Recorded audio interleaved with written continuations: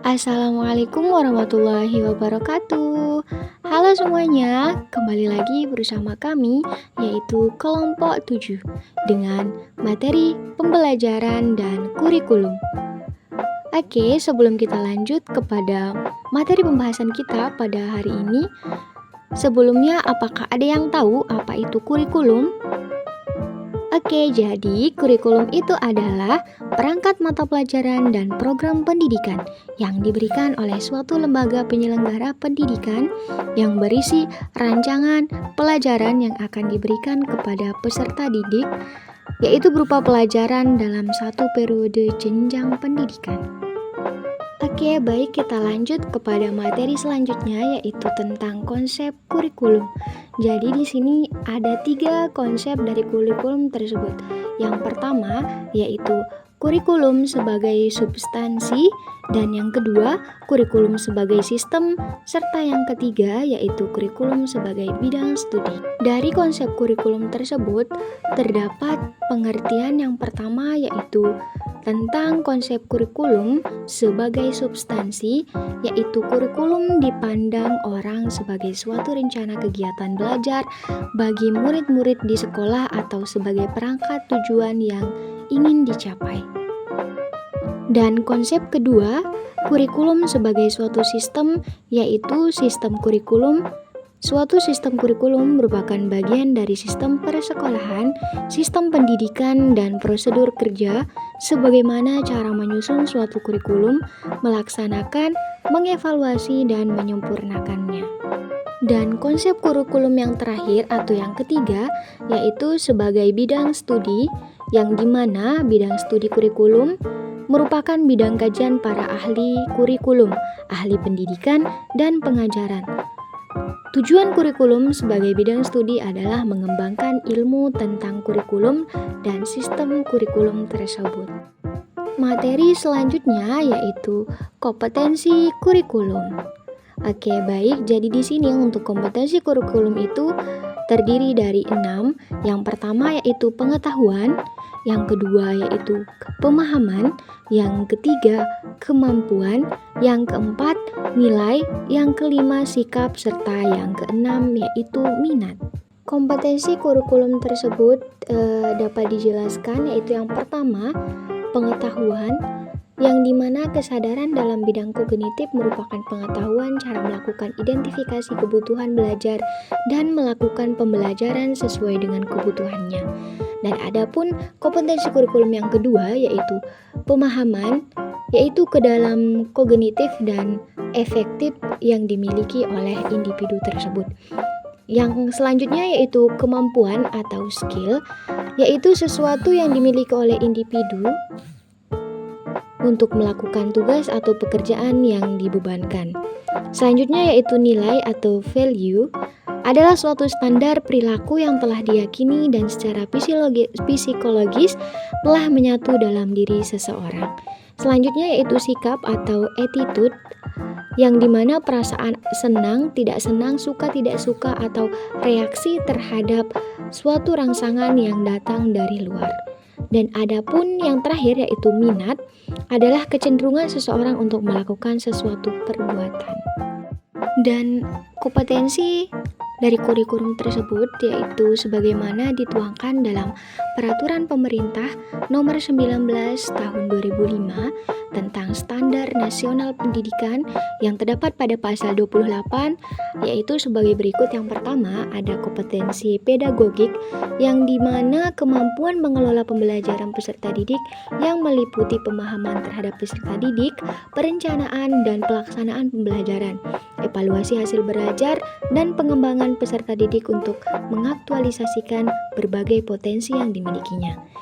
Selanjutnya yaitu kompetensi kepribadian, yaitu kemampuan kepribadian yang mantap, stabil, dewasa, dan berwibawa, menjadi teladan bagi peserta didik dan berakhlak mulia. Selanjutnya untuk kompetensi yang ketiga yaitu kompetensi profesional, yaitu kemampuan penguasaan materi pembelajaran secara luas dan mendalam yang memungkinkannya membimbing peserta didik memenuhi standar kompetensi yang ditetapkan dalam Standar Nasional Pendidikan. Dan adapun kompetensi yang terakhir yaitu kompetensi sosial, merupakan kemampuan pendidik sebagai bagian dari masyarakat untuk berkomunikasi dan bergaul secara efektif dengan peserta didik, sesama pendidik, tenaga pendidik atau tenaga kependidikan, orang tua, wali peserta didik, dan masyarakat sekitar. Oke, untuk materi selanjutnya yaitu dimensi kurikulum dan fungsi dari kurikulum tersebut. Yang pertama, kita akan membahas tentang dimensi kurikulum. Kurikulum memiliki 4 dimensi pengertian antara satu dimensi dengan lainnya saling berhubungan. Keempat dimensi kurikulum tersebut yaitu yang pertama, kurikulum sebagai suatu ide atau gagasan.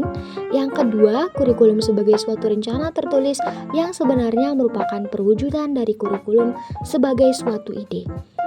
Yang ketiga, kurikulum sebagai suatu kegiatan yang sering pula disebut dengan istilah kurikulum sebagai suatu realita atau implementasi kurikulum. Dan kurikulum atau dimensi kurikulum yang terakhir yaitu sebagai suatu hasil yang merupakan konsekuensi dari kurikulum sebagai fungsi dari kegiatan tersebut. Dan selanjutnya adapun materi tentang fungsi kurikulum yaitu dalam rangka pencapaian tujuan pendidikan. Kurikulum pada suatu satuan pendidikan atau sekolah merupakan suatu alat atau usaha pencapaian tujuan-tujuan pendidikan yang diinginkan sekolah tertentu yang dianggap cukup tepat dan krusial untuk dicapai. Nah, adapun di sini fungsi dari kurikulum tersebut yaitu yang pertama, fungsi kurikulum bagi siswa yaitu keberadaan kurikulum tersebut sebagai organisasi belajar merupakan suatu persiapan bagi anak didik.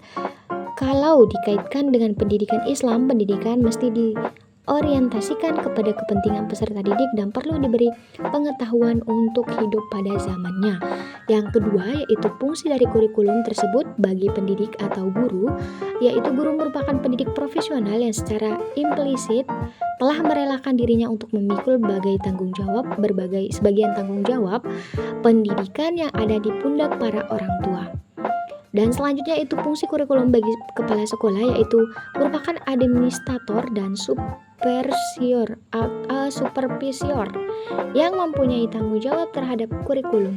Fungsi kurikulum bagi kepala sekolah adalah sebagai pedoman dalam mengadakan fungsi supervisi, yakni memperbaiki situasi belajar. Dan fungsi kurikulum bagi orang tua yaitu adanya partisipasi orang tua dalam membantu usaha sekolah dalam memajukan putra-putrinya. Bantuan yang dimaksud dalam berupa konsultasi langsung ke sekolah atau guru mengenai masalah-masalah yang menyangkut dengan anak-anaknya. Dan fungsi yang terakhir yaitu tingkat atas, fungsi sekolah tingkat atas yang bagi masyarakat dan memakai lulusan sekolah kurikulum. Suatu sekolah juga berfungsi sebagai masyarakat dan pihak memakai lulusan sekolah bersangkutan dengan mengetahui kurikulum suatu sekolah. Masyarakat sebagai pemakai lulusan dapat melaksanakan sekurang-kurangnya 2 macam, yaitu yang pertama ikut memberikan kontribusi dalam mempelancar pelaksanaan program pendidikan yang membutuhkan kerjasama dengan pihak orang tua dan masyarakat. Dan yang terakhir yaitu ikut memberikan kritik dan saran konstruktif demi penyempurnaan program pendidikan di sekolah agar lebih serasi dengan kebutuhan masyarakat dan lapangan kerja. Hanya ini materi yang dapat disampaikan oleh kelompok 7, kurang dan lebihnya mohon dimaafkan. Sekian dari kami. Wallahu muwaffiq wal hadi ila sabilir rasyad. Assalamualaikum warahmatullahi wabarakatuh. Dadah, sampai berjumpa kembali bersama kami.